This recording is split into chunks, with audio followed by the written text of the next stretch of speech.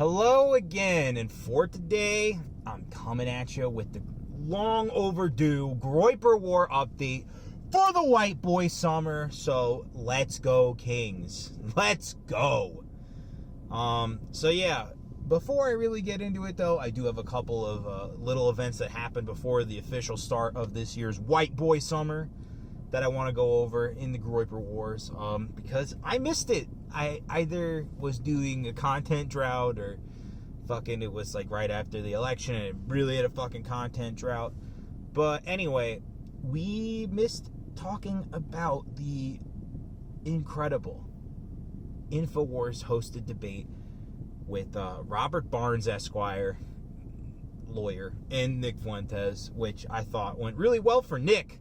Because, oh my God, did Robert Barnes get some silly set of marching orders to try and corner Nick and put him in his place.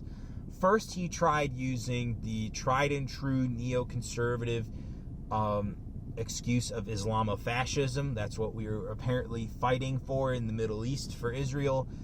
And again, this is the big Israel debate. Why are we their greatest ally, and why do we consider them their greatest ally when they do nothing for us? And again, Nick always had the tried and true dissident right arguments that always shut these Israel firsters down. So yeah, Islamofascism, disavowal games, where I believe he was... oh yeah, that's what it was. Sorry, it's been a while. Essentially, Robert Barnes just immediately disavowed Nick Fuentes, like right after the debate. Apparently, he was very cordial, and then we all saw what happened, because that kind of shit happened behind the scenes. Robert Barnes essentially started disavowing the shit out of Nicholas Fuentes, saying shit like, "Oh, if he what the hell was it?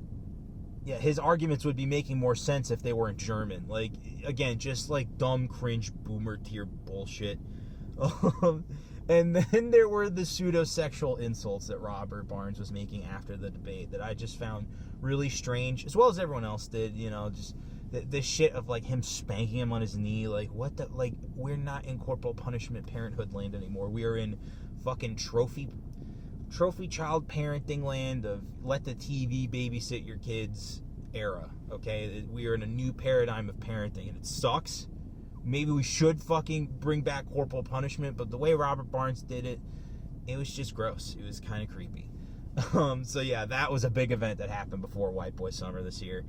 And then, of course, we got to talk about Dr. Karl, who is the latest Con Inc. experiment gone wrong. Dr. Karl, otherwise known as Karlin Borchenko, was this Con Inc. experiment of, hey, let's get this one woman who was most notoriously a Pete Buttplug supporter before becoming a Donald Trump supporter, all because she had this big episode in the knitting community where they tried to cancel her, and she said, "No, I'm gonna be a strong, independent woman," because that's what conservatives need right now, is outspoken women.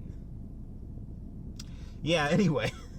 So, from what I remember, Dr. Karl went into a debate on Slightly Offensive this year with Lauren Witzke. Lauren Witzke just demolished her, exposed her as, you know, just this fucking goofy person afterwards. And, yeah, Dr. Karl walked away from it like she won this debate, which I believe was on, like, social conservatism. And it's just like, again, you are advocating for your own destruction when you advocate, oh, you know, as someone with terrible physiognomy, like, oh, social conservatism is wrong. It's not going to win any votes. Like, you got to appeal to people like me, people who are dysgenic and not appealing whatsoever. And better yet, come off like total bitch cunts.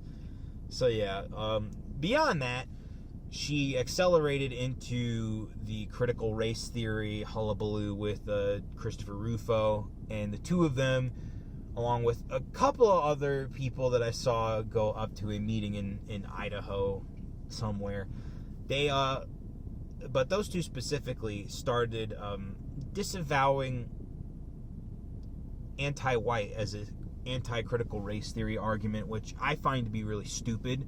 If you're going to call critical race theory racist, then critical race theory is most obviously more racist towards white people than any other race. Yes, it is just racist no matter what, but it specifically has this very coded language that is against white people and is the build-up to genocidal action from genocidal rhetoric. So if you're going to disavow that, then you're a fucking idiot.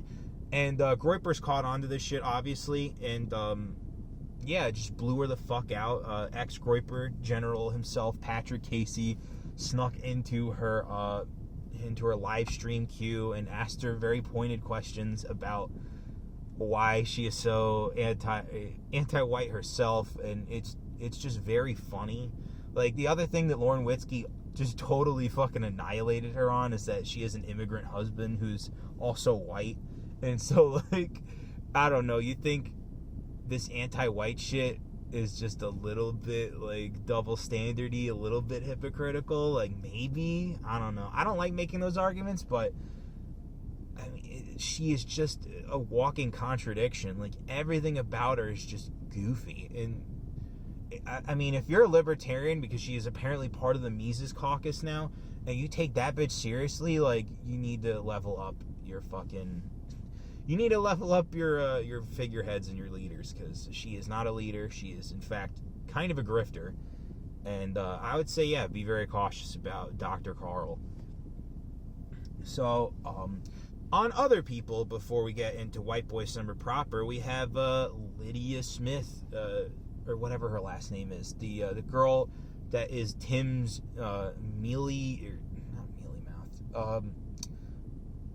mousy sidekick that apparently is a co-host on the Timcast and is in control of the booking, which is why when Groypers go in there and go debate Nick Fuentes, nothing really happens, and it's because she apparently has this giant list of people to get to.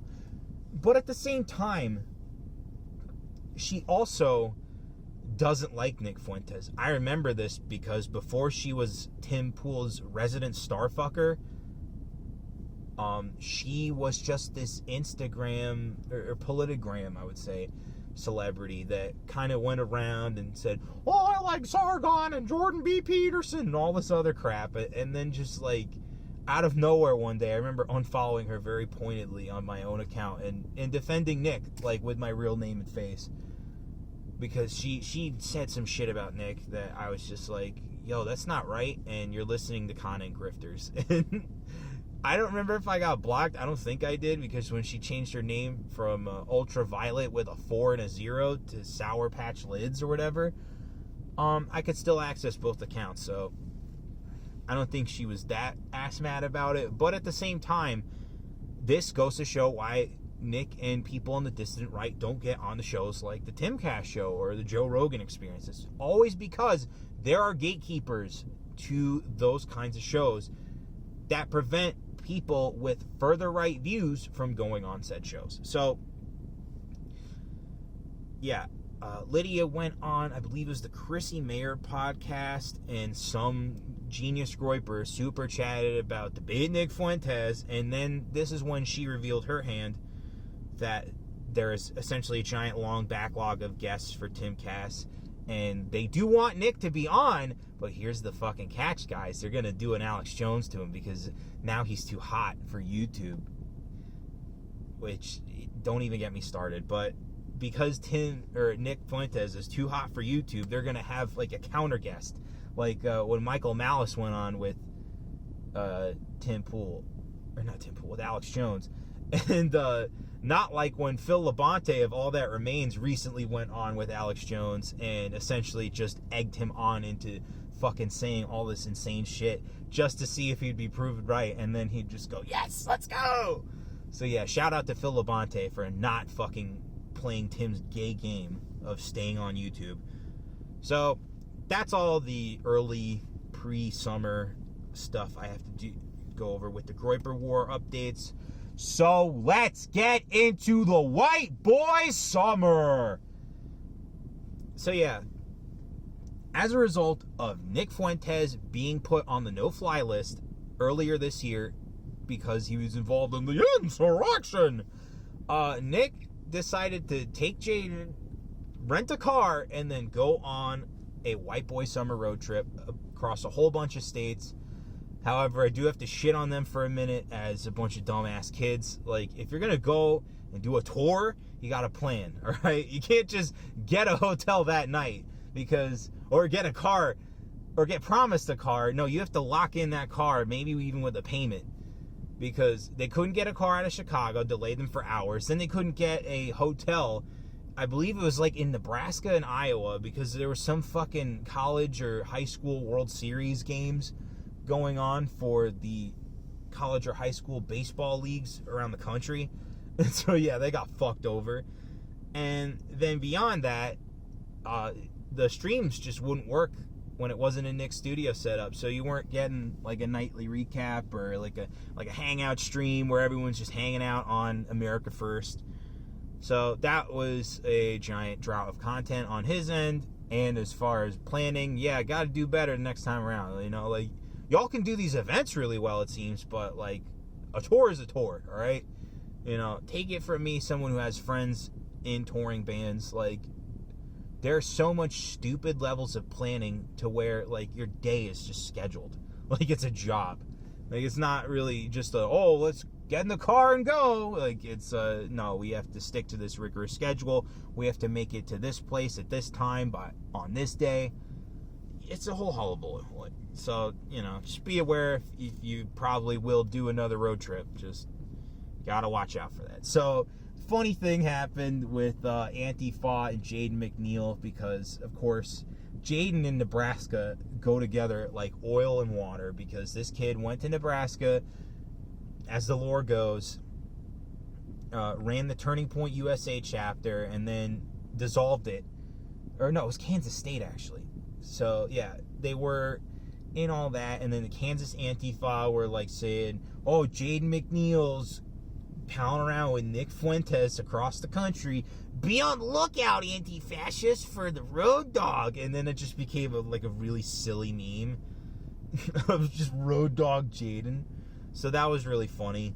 And then beyond that, Antifa, whenever they did show up at any of the white boy summer gatherings, which were mostly like in California, and I think like one time they showed up in Arizona, pitifully were outnumbered by Groypers. So very good showing, Groypers. You guys deserve a big ass round of applause for just mogging on them. Just mogging on them.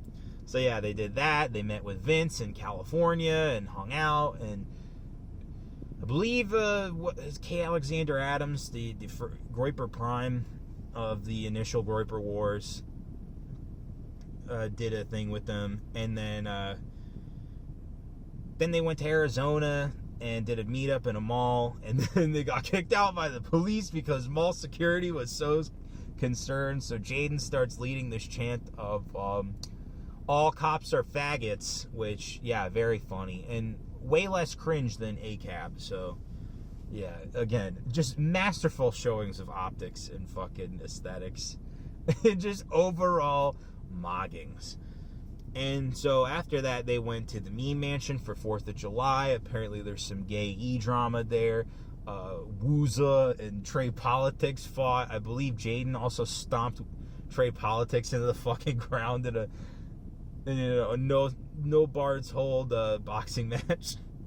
Or no holds barred boxing match, yeah. And then after all that happened, Nick goes to Texas. And here's where the fun stuff comes in, because Nick goes on InfoWars in Austin, goes on for the whole day. I believe he's on American Journal. What the fuck were the other shows? War Room and the Alex Jones Show proper. So I'll have links to the Ron Gibson channel on BitChute for all of that if I can't find it on band.video or wherever. Because that shit was awesome. Nick was totally on point, you know. And for someone who Alex has thrown is a lot of support behind, especially with America First being on band.video, like, yeah, Nick is clearly doing himself and his brand and his movement a lot of justice. And then funnier things happen once they left Austin. So they're going to Dallas. They're going to be doing essentially a pop-up anti-CPAC speech, specifically Nick. Jaden's obviously just there. So they get to Dallas. Nick goes in the shower, and then he finds out, after getting out of the shower, that his Twitter account's been banned. So he just goes at the anti-CPAC event he holds and does a giant speech. And if I have a linked version of that, I will put it in the sources. But essentially, he was just going off, because at that point, what do you have to lose? You don't have most of social media access of like the mainstream shit, so might as well just go off, King, and go off he did. And also, he invaded CPAC, which was really funny, because they the Groypers and John Doyle, base John Doyle, immediately fucking noticed Zachary Patrizzo and just started mogging on him. And again, this sad little bugman, Zachary Patrizzo, is just like totally cornered and he made Twitter posts about being afraid of his life and all that shit. It was so funny. But yeah, essentially the AFPAC emergency speech was pretty good, and from there I think they just kind of went home. Also this summer, in the middle of all that, SAS happened, and Nick didn't do anything at SAS, but a rival gang known as the American Populist Union, formed this year by people like Vince Dow and John Doyle and Kai Clips and a couple others, held their own big conference like right after or right around the same time as SAS. And yeah, there was some beef for a while because Nick wasn't invited, and they all hashed it out, and yeah, gay internet drama. So let's get into the really important shit that happened this white boy summer. Myself, I personally held a white boy summer house party, and you should have too. It was really fun. We essentially just did a bunch of dumb shit, like a giant Nerf war, crushing cans of Yingling, and or not Yingling. We actually had Blue Moon and Lagunitas, and I just made a bunch of burgers, and yeah, I just wanted to grill, for God's sake, so I did. And everyone was wearing the Hawaiian shirts. I had my shit Vipers, which are the like really gay looking zoomies glasses that look like pit vipers but totally are not, because fuck pit vipers, they're cringe and blue pilled. So yeah, I had a fun white boy summer party, guys. I don't know what to tell you. You really should have done one yourself if you're not that much of a fucking neat. Yeah, it was really cool, because I actually never did that shit at my parents' house growing up. So I was just like, oh, that's what this could have been like. Fun. So yeah, let's talk about some of the other Groyper generals before closing this shit out, because it's been going on decently for once. For once, I'm not just churning out an 8-minute video. And, so yeah, Vincent James has been on the come up. He has been guest hosting America First really well, even though most of all of the dissident right-wing people got banned off Trovo. Vincent James' streams are still going strong. Lots of great content coming out of Daily Veracity. I would not be surprised if he ends up becoming the real number 2 and Jaden just becomes a gamer, because that's all Jaden seems to be doing, is streaming about games and streaming about whenever the fuck Turning Point USA does something incredibly dumb like TP USA Live, which, again, just the funniest fucking cringe content out there. Like, why would you give Alex Clark a show? Like, I know I did the whole video, but, like, seriously, why the fuck would you give that just unfuckable, unlovable hag a show? She is just degenerate, gross, and most importantly, cringe. And yeah, again, just the whole lineup of TPUSA Live is terrible. But if anyone has the link to that Jaden stream, I would love to fucking watch that shit forever, because it was pretty funny. Beardson's also making vids. Groyper General himself, Beardson Beardley of the Weekly Sweat, is just making funny jokeroo vids on video games. And I honestly wish he did that shit sooner, because it's not really just that he has something to say about games. It's that I have wanted to kind of understand normie gamers for a fucking long time as someone who not only has made a commentary on why the gaming industry is totally in the toilet, but someone who's fallen out of it. So thank you, Beardson, for giving somebody like me a window into what the fuck's going on in gaming currently. And before I move on from Beardson, I do want to talk about the Prince Hubris, Sean McCaffrey hit piece that was written by the Daily Beast. Fuck the Daily Beast. They're scum. Will Sommer was probably involved if he didn't write it himself. Again, that will be in the sources archived because it sucks. And I can't believe they would do that to somebody like Sean, who, again, isn't harming anybody. Like, he isn't going around like fucking Fort Sumter or whatever that one shooting happened. Fort Hood. Fort one of them. And, yeah, killing fucking random civilians outside. Like, again, it's just a shit show what leftism is doing to average people like Sean, who may have, dissident opinions, but, again, isn't harming anyone. Like, what the fuck? And, moving on from that, Baked Alaska, I believe, has not been cleared of all charges, but his trial is looking very good as far as his involvement in the insurrection of January 6th. So that's really funny. He's back streaming, which never a fan of, but again, if it pisses off people, I guess at this point, good. So not only that, he's also got Yoba TV, which is streaming pretty constantly and is a site that functions. So link for that will be in the sources. And finally, the last point I like to get to in this Groyper Wars update is that the rallies are returning. This time it's anti-lockdown, it's anti-COVID vaccine, it's anti-regime. And if there's one in my area, I will send out my agents. If there's one in an area I can get agents to, of course I'm sending them assholes out. If I can actually go, who knows? But you might know before I do. So beyond all that, that is what I'm going to cover in the next Groyper Wars update. Essentially, it's just going to be a quickie about the big Springfield rally and all of the fun stuff that happened there. I just didn't want to include it in this video, even though White Boy Summer has been extended to, I believe, like December 21st or something wacky. Essentially because summer's over, guys. It's October already. I should have had this out September. So that's going to be it for this episode of the Groyper Wars update. And once again, to the regime, to conning, to all the enemies of the Groypers, you better tread lightly because we had an incredible White Boy Summer. And it is White Boy Summer forever.